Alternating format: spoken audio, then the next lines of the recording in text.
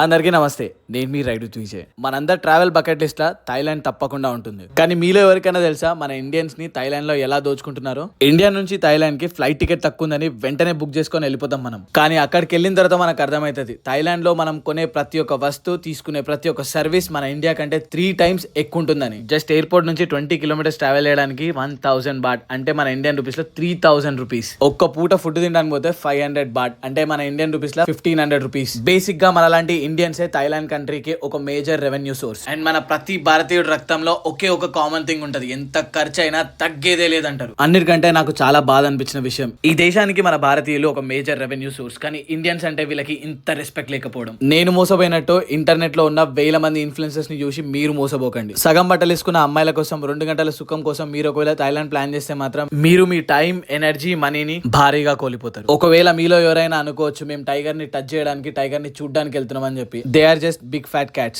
Witness the real wild cats, the Indian tigers.